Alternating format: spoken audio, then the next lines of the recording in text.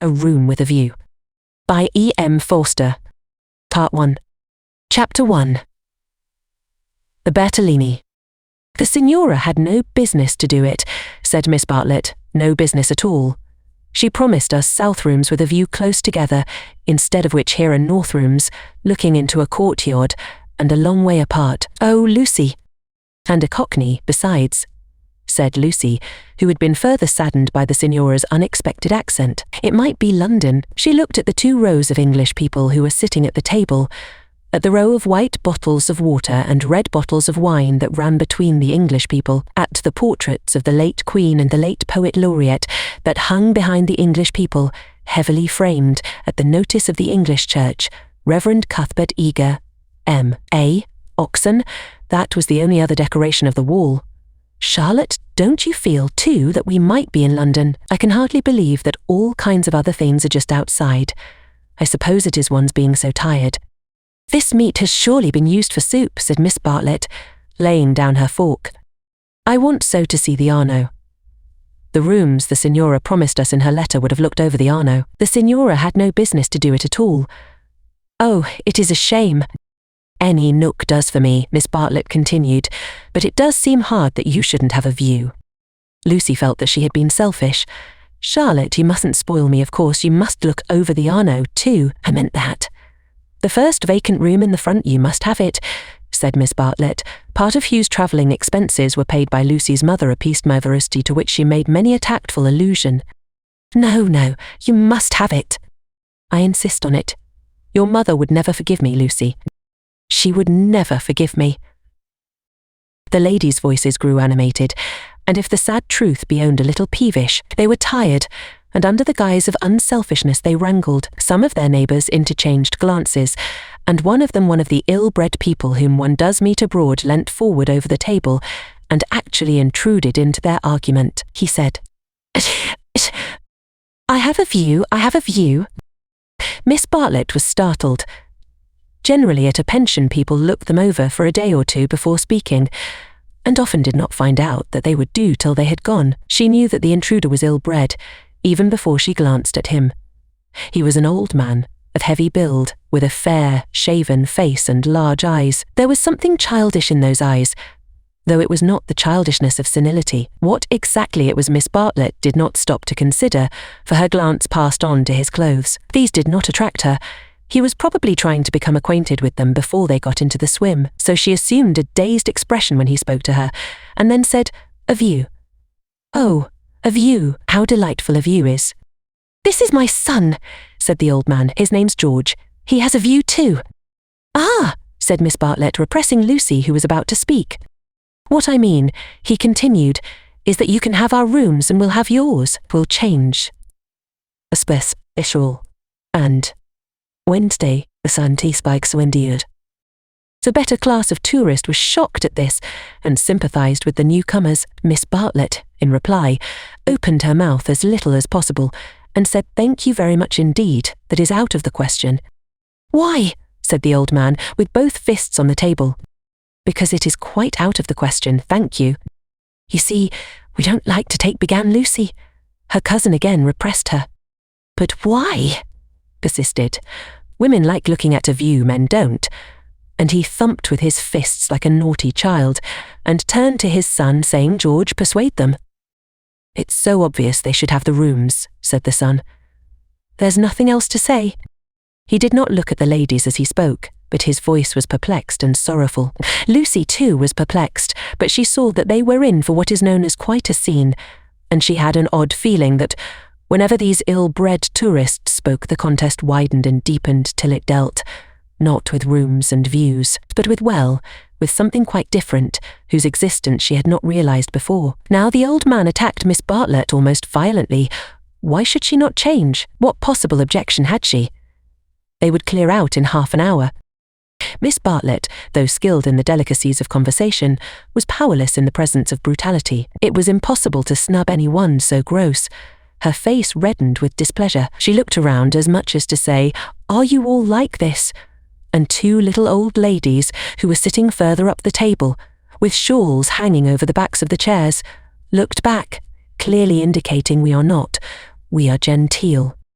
"Eat your dinner, dear," she said to Lucy, and began to toy again with the meat that she had once censored.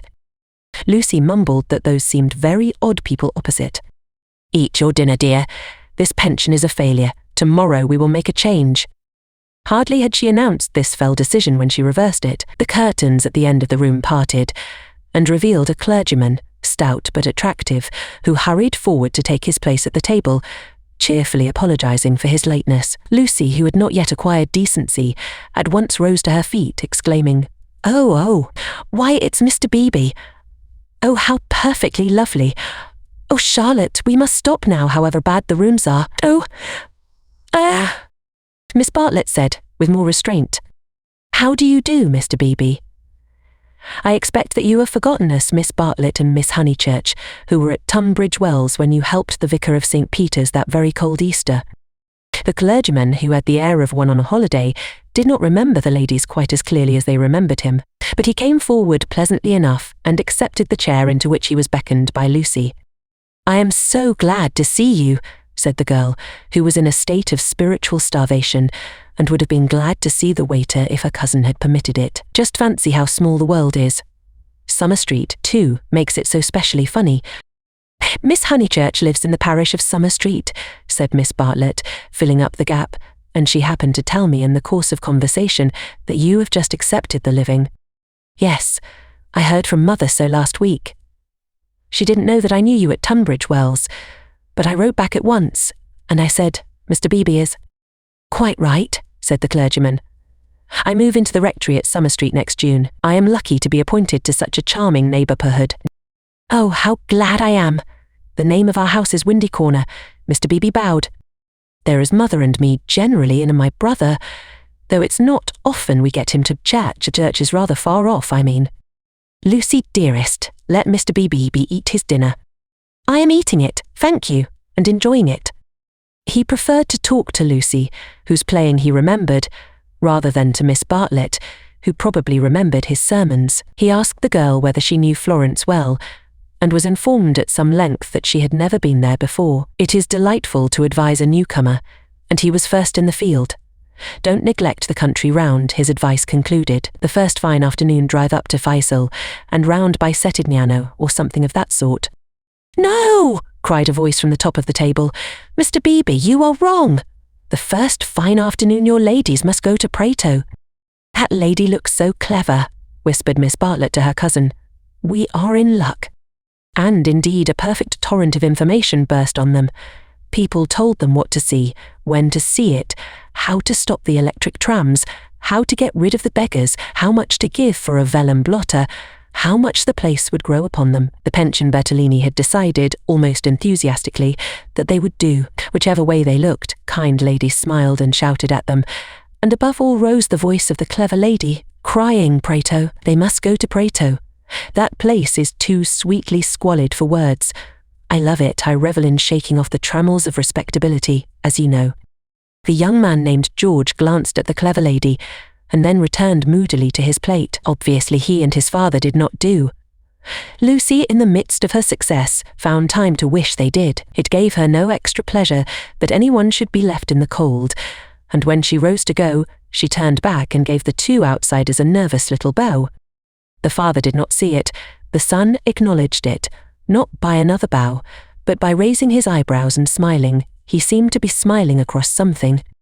She hastened after her cousin, who had already disappeared through the curtains which smote one in the face, and seemed heavy with more than cloth. Beyond them stood the unreliable Signora, bowing good evening to her guests, and supported by Enery, her little boy, and Victoria, her daughter. It made a curious little scene, this attempt of the Cockney to convey the grace and geniality of the South, and even more curious was the drawing-room, which attempted to rival the solid comfort of a Bloomsbury boarding-house. Was this really Italy? Miss Bartlett was already seated on a tightly stuffed armchair, which had the colour and the contours of a tomato. She was talking to Mr. Beebe, and as she spoke, her long, narrow head drove backwards and forwards slowly, regularly as though she were demolishing some invisible obstacle. "We are most grateful to you," she was saying. "The first evening means so much. When you arrived we were in for a peculiarly mauvaise quart d'hier." He expressed his regret. Do you, by any chance, know the name of an old man who sat opposite us dinner? Emerson? Emerson. Is he a friend of yours? We are friendly as one is in pensions. Then I will say no more. He pressed her very slightly, and she said more. I am, as it were, she concluded, the chaperone of my young cousin Lucy, and it would be a serious thing if I put her under an obligation to people of whom we know nothing. His manner was somewhat unfortunate. I hope I acted for the best. You acted very naturally, said he. He seemed thoughtful, and after a few moments added, all the same, I don't think much harm would have come of accepting. No harm, of course, but we could not be under an obligation. He is rather a peculiar man. Again he hesitated, and then said gently, I think he would not take advantage of your acceptance, nor expect you to show gratitude. He has the merit if it is one of saying exactly what he means. He has rooms he does not value, and he thinks you would value them. He no more thought of putting you under an obligation than he thought of being polite. It is so difficult, I'd at least find it difficult to understand people who speak the truth. Lucy was pleased, and said, I was hoping that he was nice. I do so always hope that people will be nice. I think he is, nice and tiresome. I differ from him on almost every point of any importance, and so, I expect I may say I hope you will differ, but his is a type one disagrees with rather than deplores. When he first came here, he not unnaturally pulled people's backs up. He has no tact and no manners. I don't mean by that he has bad manners, and he will not keep his opinions to himself. We nearly complained about him to our depressing signora, but I am glad to say we thought better of it. Am I to conclude, said Miss Bartlett, that he is a socialist? Mr. Beebe accepted the convenient word, not without a slight twitching of the lips. And presumably he has brought up his son to be a socialist too. I hardly know George, for he hasn't learnt to talk yet. He seems a nice creature, and I think he has brains. Of course he has all his father's mannerisms, and it is quite possible that he too may be a socialist. Oh, you relieve me, said Miss Bartlett. So you think I ought to have accepted their offer? You feel I have been narrow-minded and suspicious. Not at all, he answered. I never suggested that. But ought I not to apologize at all events for my apparent rudeness? He replied, with some irritation, that it would be quite unnecessary, and got up from his seat to go to the smoking room. Was I a bore? Said Miss Bartlett, as soon as he had disappeared. Why didn't you talk, Lucy? He prefers young people, I'm sure. I do hope I haven't monopolized him. I hoped you would have him all the evening, as well as all dinner time. He is nice, exclaimed Lucy, just what I remember. He seems to see good in everyone. No one would take him for a clergyman.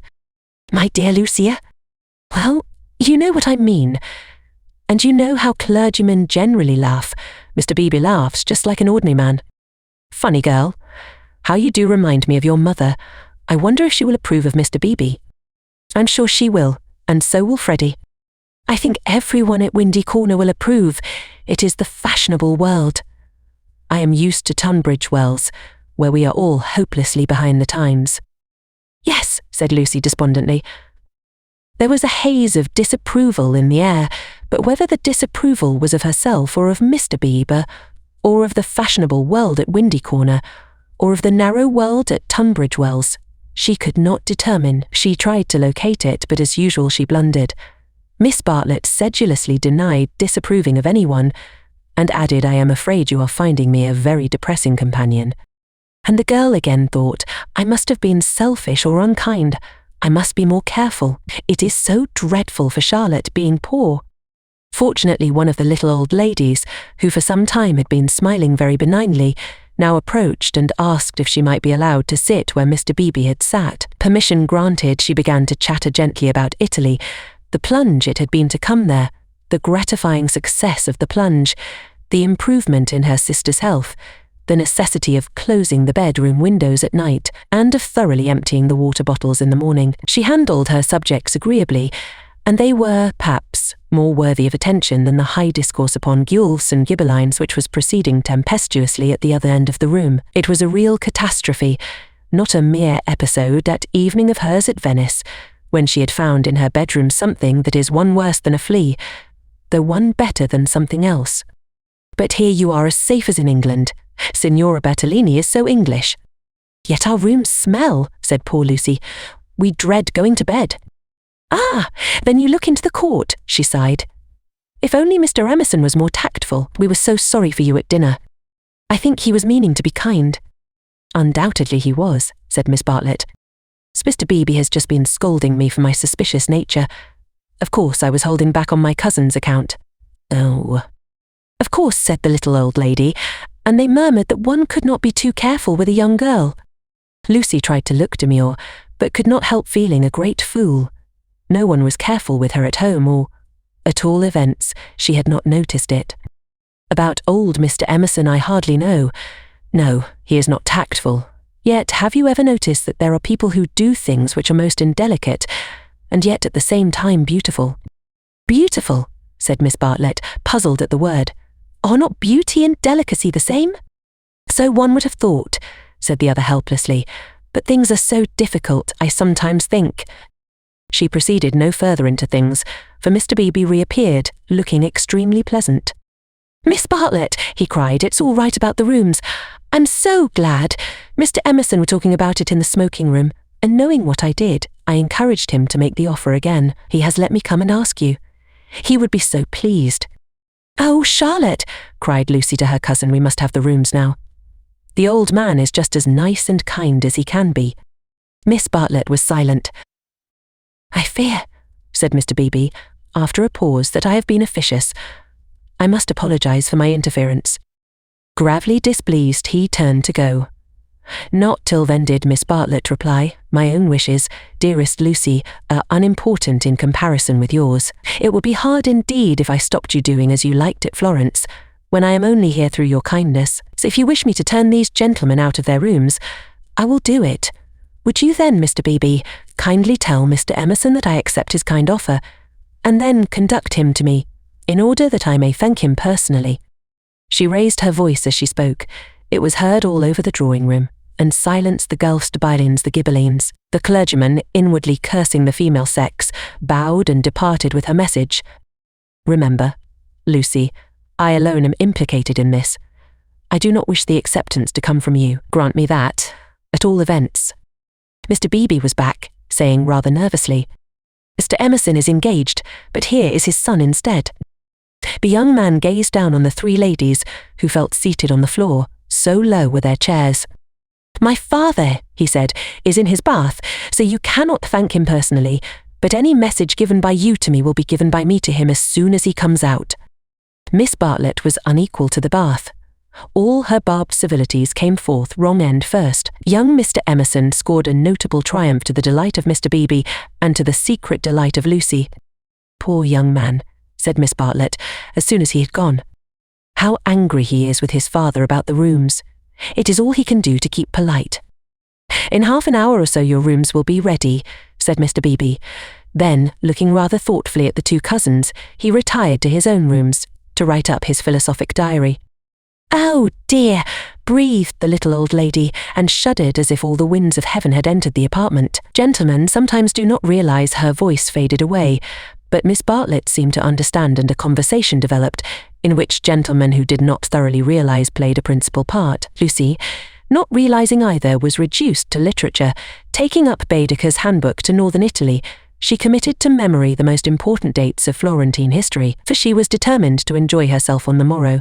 Thus the half-hour crept profitably away, and at last Miss Bartlett rose with a sigh, and said, I think one might venture now.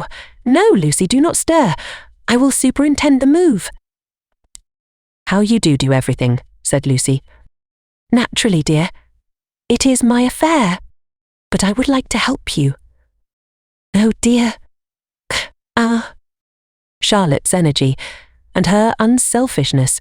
She had been thus all her life, but really on this Italian tour she was surpassing herself. So Lucy felt, or strove to feel, and yet there was a rebellious spirit in her which wondered whether the acceptance might not have been less delicate and more beautiful. At all events, she entered her own room without any feeling of joy. I want to explain, said Miss Bartlett, why it is that I have taken the largest room. Naturally, of course, I should have given it to you, but I happen to know that it belongs to the young man, and I was sure your mother would not like it. Lucy was bewildered. If you are to accept a favour, it is more suitable. You should be under an obligation to his father than to him. I am a woman of the world in my small way, and I know where things lead to. However, Mr. Beebe is a guarantee of a sort that they will not presume on this. Mother wouldn't mind, I'm sure, said Lucy, but again had the sense of larger and unsuspected issues. Miss Bartlett only sighed, and enveloped her in a protecting embrace as she wished her good night. It gave Lucy the sensation of a fog, and when she reached her own room she opened the window and breathed the clean night air, thinking of the kind old man who'd enabled her to see the lights dancing in the Arno, and the cypresses of San Miniato, and the foothills of the Apennines, black against the rising moon. Miss Bartlett, in her room, fastened the window shutters and locked the door, and then made a tour of the apartment to see where the cupboards led, and whether there were any oubliettes or secret entrances. It was then that she saw, pinned up over the washstand, a sheet of paper on which was scrawled an enormous note of interrogation, nothing more. What does it mean? She thought, and she examined it carefully by the light of a candle. Meaningless at first, it gradually became menacing, obnoxious, portentous with evil. She was seized with an impulse to destroy it, but fortunately remembered that she had no right to do so, since it must be the property of young Mr. Emerson. So she unpinned it carefully and put it between two pieces of blotting paper to keep it clean for him. Then she completed her inspection of the room, sighed heavily according to her habit, and went to bed. Chapter 2. In Santa Croce with no Baedeker. It was pleasant to wake up in Florence, to open the eyes upon a bright bare room, with a floor of red tiles which look clean though they are not, with a painted ceiling whereon pink griffins and blue amorini sport in a forest of yellow violins and bassoons. It was pleasant, too, to fling wide the windows, pinching the fingers in unfamiliar fastenings, to lean out into sunshine with beautiful hills and trees and marble churches opposite, and close below the Arno, gurgling against the embankment of the road. Over the river men were at work with spades and sieves on the sandy foreshore, and on the river was a boat, also diligently employed for some mysterious end. An electric tram came rushing underneath the window.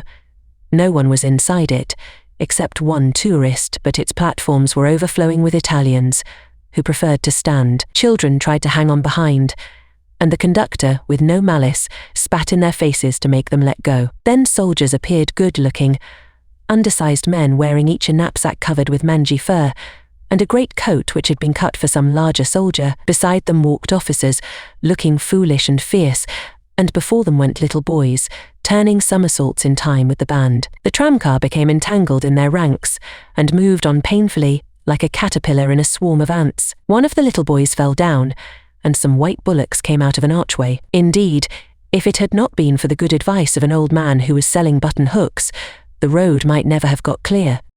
Over such trivialities as these many a valuable hour may slip away, and the traveller who has gone to Italy to study the tactile values of Giotto, or the corruption of the papacy, may return remembering nothing but the blue sky and the men and women who live under it. So it was as well that Miss Bartlett should tap and come in, and having commented on Lucy's leaving the door unlocked, and on her leaning out of the window before she was fully dressed, should urge her to hasten herself, or the best of the day would be gone.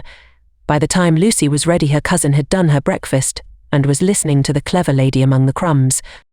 A conversation then ensued on not unfamiliar lines. Miss Bartlett was, after all, a wee bit tired, and thought they had better spend the morning settling in, unless Lucy would at all like to go out. Lucy would rather like to go out, as it was her first day in Florence, but of course she could go alone. Miss Bartlett could not allow this. Of course she would accompany Lucy everywhere. Oh, certainly not. Lucy would stop with her cousin. Oh no, that would never do. Oh yes. Couldn't. At this point the clever lady broke in. If it is Mrs. Grundy who is troubling you, I do assure you that you can neglect the good person. Being English, Miss Honeychurch will be perfectly safe. Italians understand. A dear friend of mine, Contessa Baroncelli, has 2 daughters, and when she cannot send a maid to school with them, she lets them go in sailor hats instead. Everyone takes them for English, you see, especially if their hair is strained tightly behind. Miss Bartlett was unconvinced by the safety of Contessa Baroncelli's daughters. She was determined to take Lucy herself, her head not being so very bad. The clever lady then said that she was going to spend a long morning in Santa Croce, and if Lucy would come too, she would be delighted. "I will take you by a dear dirty back way, Miss Honeychurch, and if you bring me luck, we shall have an adventure." Lucy said that this was most kind, and at once opened the Baedeker to see where Santa Croce was. "Tut, tut, Miss Lucy, I hope we shall soon emancipate you from Baedeker. He does but touch the surface of things. As to the true Italy, he does not even dream of it. The true Italy is only to be found by patient observation." This sounded very interesting, and Lucy hurried over her breakfast and started with her new friend in high spirits. Italy was coming at last. The Cockney signora and her works had vanished like a bad dream. Miss Lavish, for that was the clever lady's name, turned to the right along the sunny Lung'Arno. How delightfully warm! But a wind down the side streets cut like a knife, didn't it? Ponte alla Grazie particularly interesting, mentioned by Dante. San Miniato beautiful as well as interesting. The crucifix that kissed a murderer, Miss Honeychurch would remember the story. The men on the river were fishing. Untrue, but then so is most information. Then Miss Lavish darted under the archway of the White Bullocks, and she stopped, and she cried. A smell. A true Florentine smell. Every city, let me teach you, has its own smell. "Is it of a nice smell?" said Lucy, who had inherited from her mother a distaste to dirt. "One doesn't come to Italy for niceness," was the retort. "One comes for life. Buongiorno, buongiorno," bowing right and left. "Look at that adorable wine cart. How the driver stares at us. Dear, simple soul." So Miss Lavish proceeded through the streets of the city of Florence, short, fidgety, and playful as a kitten, though without a kin's grace. It was a treat for the girl to be with anyone so clever and so cheerful, and a blue military cloak, such as an Italian officer wears, only increased the sense of festivity. "Buongiorno. Take the word of an old woman, Miss Lucy. You will never repent of a little civility to your inferiors. That is the true democracy, though I am a real radical as well." "There, now you're shocked." "Indeed, I'm not," exclaimed Lucy. "We are radicals too, out and out. My father always voted for Mr. Gladstone, until he was so dreadful about Ireland." I see. And now you have gone over to the enemy." "Oh, please, if my father was alive, I am sure he would vote radical again now that Ireland is all right. And as it is, the glass over our front door was broken last election, and Freddie is sure it was the Tories, but Mother says nonsense. A tramp." "Shameful. A manufacturing district, I suppose?" "No, in the Surrey Hills. About 5 miles from Dorking, looking over the Weald." Miss Lavish seemed interested, and slackened her trot. "What a delightful part, I know it so well. It is full of the very nicest people. Do you know Sir Harry Otway, a radical, if ever there was?" "Very well indeed." "Itid, West, and Goldenst, and old Mrs. Butterworth, the philanthropist. Why, she rents a field of us. How funny." Miss Lavish looked at the narrow ribbon of sky, and murmured, "Oh, you have property in Surrey." "Hardly any," said Lucy, fearful of being thought a snob. "Only 30 acres, just the garden, all downhill, and some fields." Miss Lavish was not disgusted, and said it was just the size of her Aunt Suffolk estate. Italy receded. They tried to remember the last name of Lady Louisa someone who had taken a house near Summer Street the other year, but she had not liked it, which was odd of her, and just as Miss Lavish had got the name, she broke off and exclaimed, Bless us and save us, we've lost the way." Certainly they had seemed a long time in reaching Santa Croce, the tower of which had been plainly visible from the landing window, but Miss Lavish had said so much about knowing her Florence by heart that Lucy had followed her with no misgivings. Lost. My dear Miss Lucy, during our political diatribes we have taken a wrong turning. How those horrid Conservatives would jeer at us. What are we to do? 2 lone females in an unknown town. Now, this is what I call an adventure. Lucy, who wanted to see Santa Croce, suggested, as a possible solution, that they should ask the way there.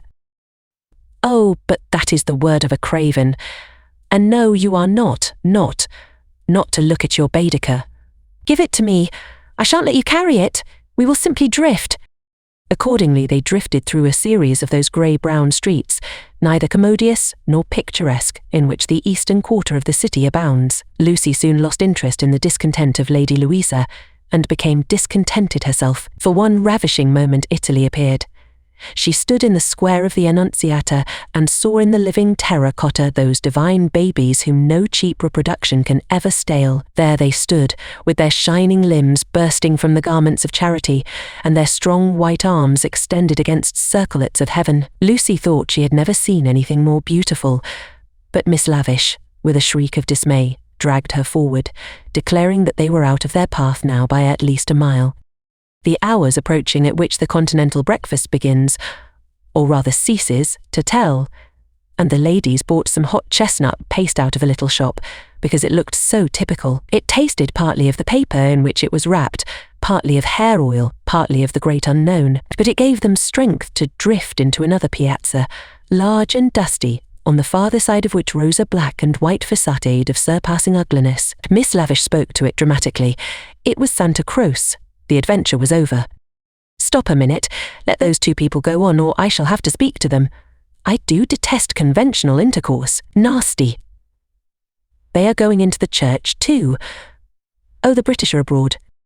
We sat opposite them at dinner last night. They have given us their rooms. They were so very kind. Look at their figures," laughed Miss Lavish. "They walk through my Italy like a pair of cows. It's very naughty of me, but I would like to set an examination paper at Dover and turn back every tourist who couldn't pass it. What would you ask us?" Miss Lavish laid her hand pleasantly on Lucy's arm, as if to suggest that she, at all events, would get full marks. In this exalted mood they reached the steps of the great church, and were about to enter it when Miss Lavish stopped, squeaked, flung up her arms and cried, "There goes my local colour box. I must have a word with him."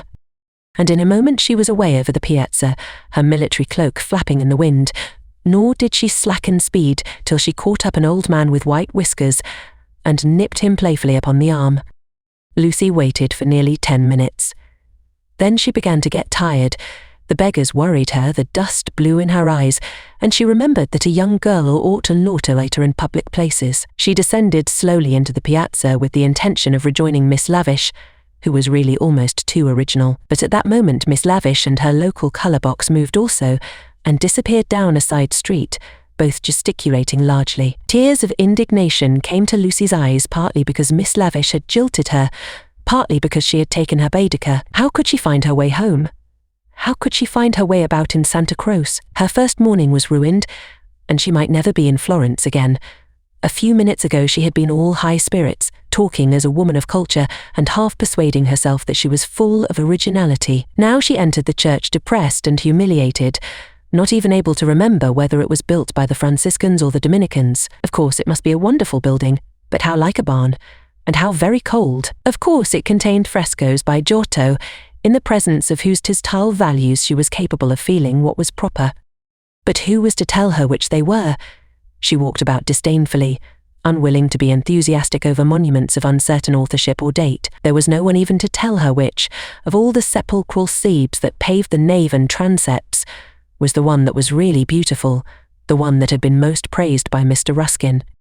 Then the pernicious charm of Italy worked on her, and instead of acquiring information, she began to be happy. She puzzled out the Italian notices, the notices that forbade people to introduce dogs into the church, the notice that prayed people, in the interest of health and out of respect to the sacred edifice in which they found themselves, not to spit. She watched the tourists. Their noses were as red as their Baedekers, so cold was Santa Croce. She beheld the horrible fate that overtook 3 papists, 2 he-babies and a she-baby who began their career by sousing each other with the holy water, and then proceeded to the Machiavelli Memorial, dripping but hallowed. Advancing towards it very slowly, and from immense distances, they touched the stone with their fingers, with their handkerchiefs, with their heads, and then retreated. What could this mean?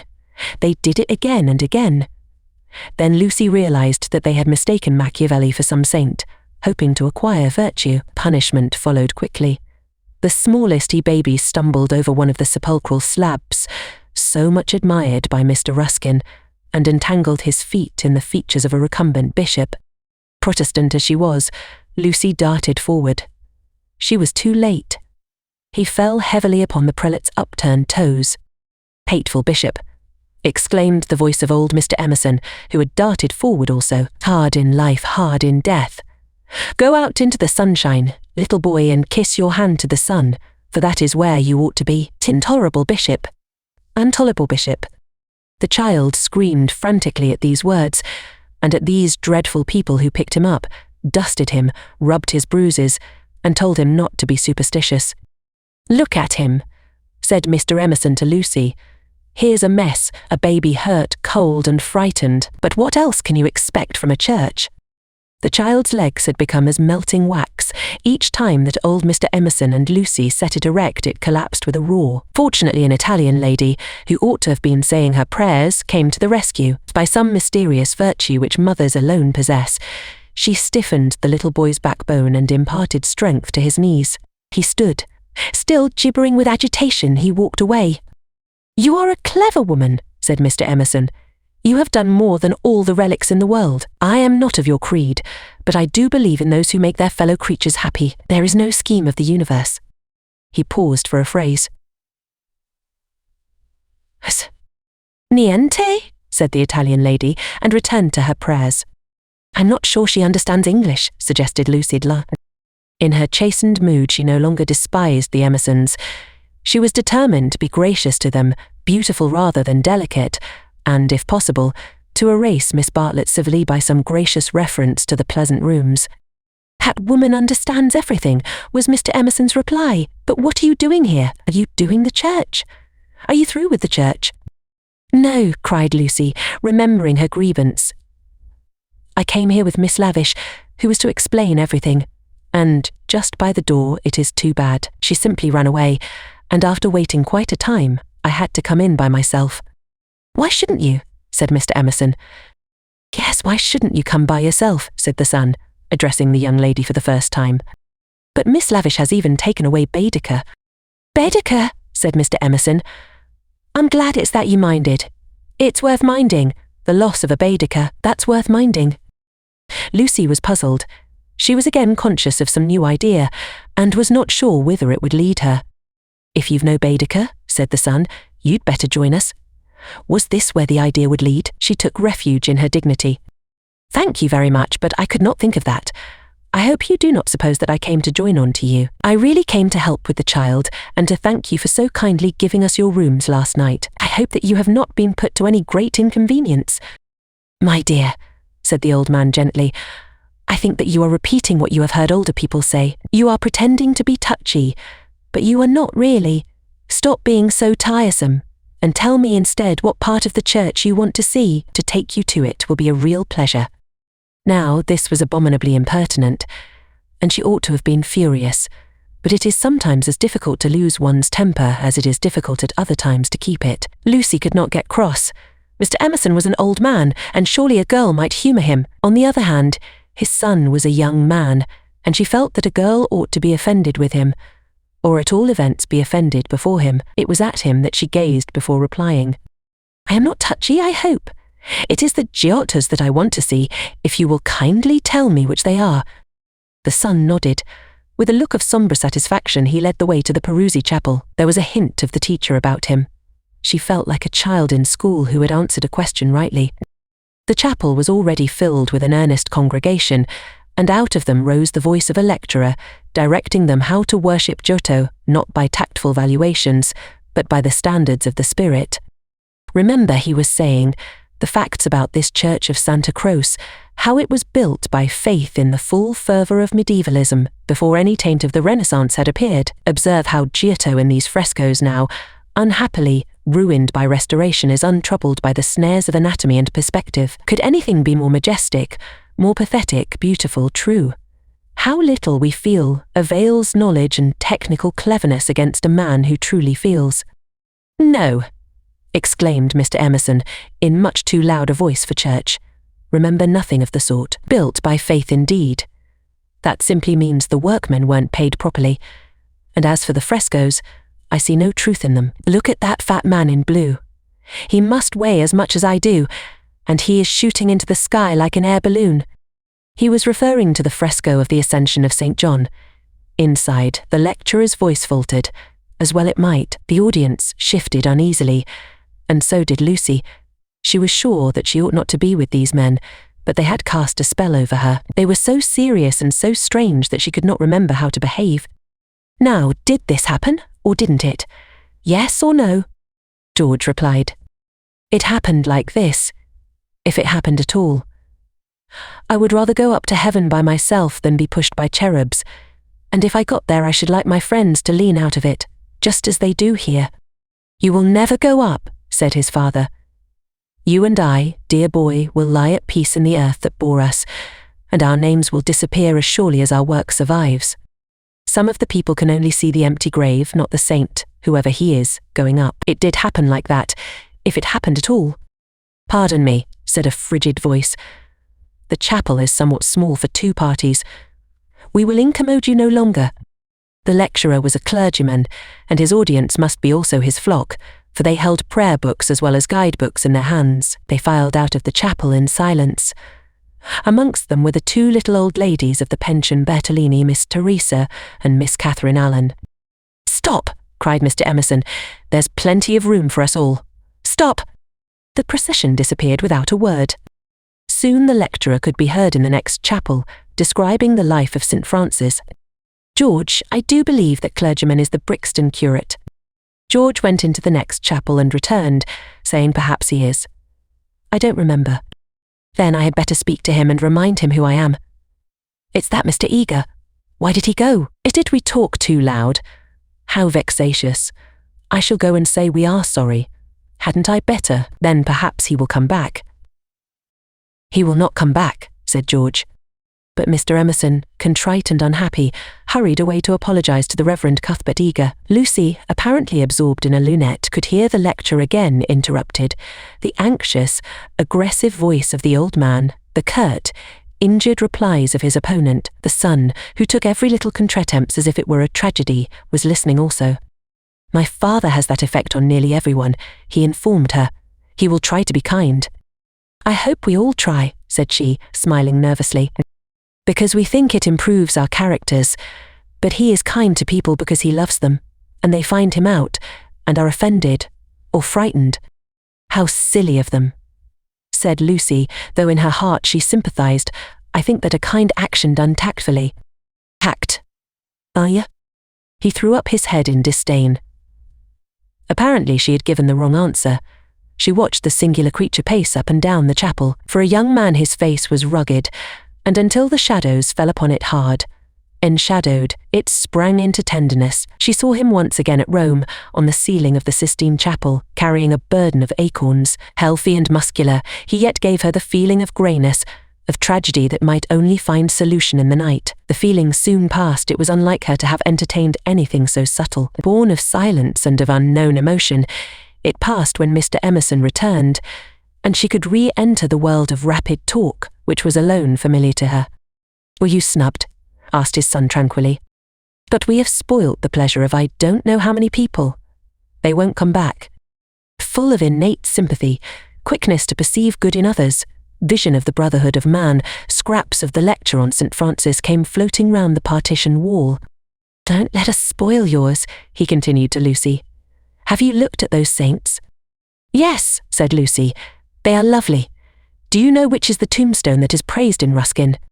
He did not know, and suggested that they should try to guess it. George, rather to her relief, refused to move, and she and the old man wondered not unpleasantly about Santa Croce, which, though it is like a barn, has harvested many beautiful things inside its walls. There were also beggars to avoid and guides to dodge round the pillars, and an old lady with her dog, and here and there a priest modestly edging to his mass through the groups of tourists. But Mr. Emerson was only half interested. He watched the lecturer, whose success he believed he had impaired, and then he anxiously watched his son. Why will he look at that fresco? He said uneasily. I saw nothing in it. I like Giotto, she replied. It is so wonderful what they say about his tactile values, though I like things like the Della Robbia babies better. So you ought. A baby is worth a dozen saints, and my baby's worth the whole of paradise, and as far as I can see he lives in hell. Lucy again felt that this did not do. In hell, he repeated. He's unhappy. Oh dear, said Lucy. How can he be unhappy when he is strong and alive? What more is one to give him? And think how he has been brought up free from all the superstition and ignorance that lead men to hate one another in the name of God. With such an education as that, I thought he was bound to grow up happy. She was no theologian, but she felt that here was a very foolish old man, as well as a very irreligious one. She also felt that her mother might not like her talking to that kind of person, and that Charlotte would object most strongly.